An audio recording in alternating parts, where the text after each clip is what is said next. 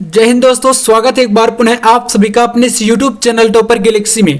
दोस्तों इस वीडियो पे हम लोग बात करेंगे 12th बायोलॉजी के अंतर्गत एक काफी ज्यादा इंपॉर्टेंट क्वेश्चन के बारे में, जो कि आपका होता है पीसीआर। दोस्तों इस वीडियो में हम लोग बात करेंगे कि पीसीआर क्या होता है और पीसीआर की खोज कब की गई थी और ये आखिरकार किसके लिए उपयोग में लाया जाता है ना। तो यहाँ पर हम लोग पीसीआर के बारे में कंप्लीट इंफॉर्मेशन जानने वाले हैं। और दोस्तों बोर्ड एग्जाम की दृष्टि से यह क्वेश्चन मोस्ट इंपॉर्टेंट है, तो आप लोग बिल्कुल अच्छे तरीके से समझ लीजिएगा। और ऑब्जेक्टिव क्वेश्चन में भी कभी कभी जो है इससे क्वेश्चन बन जाते हैं, ठीक है। तो हम लोग सबसे पहले जानते हैं कि पीसीआर होता क्या है आखिरकार। देखिए जो पीसीआर है इसका फुल फॉर्म होता है यहाँ पर पॉलीमरेज चेन रिएक्शन, ठीक है।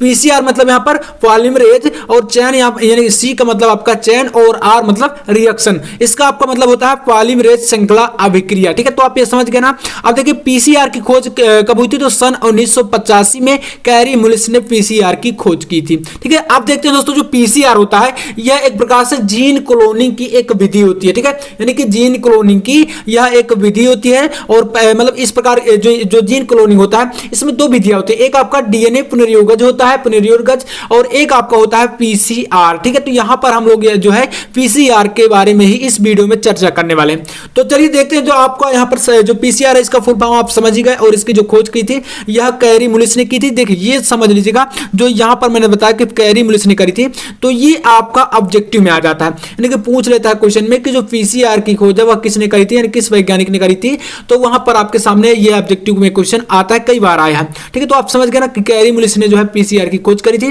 और 1985 में करी थी। देखिए इसमें जो है दोस्तों यार काफी ज्यादा डिफरेंस हो जाता है, क्योंकि कई सारी बुक्स में थोड़ा सा अलग अलग रहता है, तो इसलिए थोड़ा ध्यान दीजिएगा। 1985 आपका वैसे राइट है ना। अब देखते हैं जो पीसीआर का पूरा नाम है वो क्या है, तो पॉलीमरेज चेन रिएक्शन होता है। अब देखते हैं यहां पर क्या होता है, देखिए इसमें थोड़ा आगे समझिए।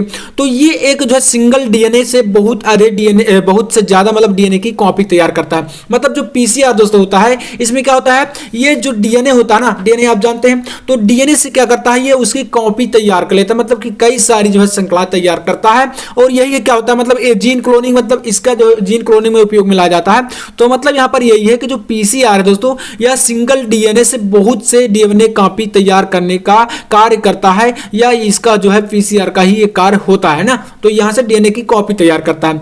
अब देखते हैं नेक्स्ट, यहां पर देखिए आगे आप यहां पर कि इलेक्ट्रोफोरेंसिस द्वारा, ठीक है, इलेक्ट्रोफोरेंसिस द्वारा अलग किए गए जीन व डीएनए खंडों को पीसीआर विधि द्वारा बड़े कम समय में अनेक प्रतिलिपियां तैयार की जा सकती हैं। यानी दोस्तों यहां पर देखिए इसका कार्य ही होता है कि डीएनए की कॉपियां तैयार करना, या उसकी प्रतिलिपियां, या एक प्रकार से कह सकते हैं कि काफी सारे संश्लेषित करके वो तैयार कर देता है।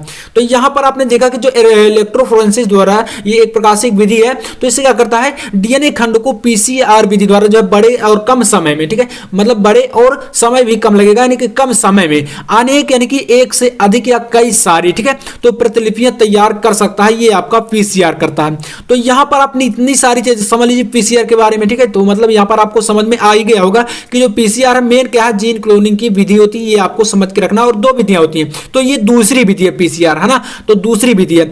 अब देखते हैं यहां पर जो पीसीआर होता है इसका जो मतलब यहां पर ये जो इसकी जो एक मशीन होती है उसका नाम क्या है, तो थर्मासाइक्लर होता है, ठीक है। क्या होता है, तो थर्मासाइक्लर होता है पीसीआर की मशीन का नाम, है ना। तो ये हो गया।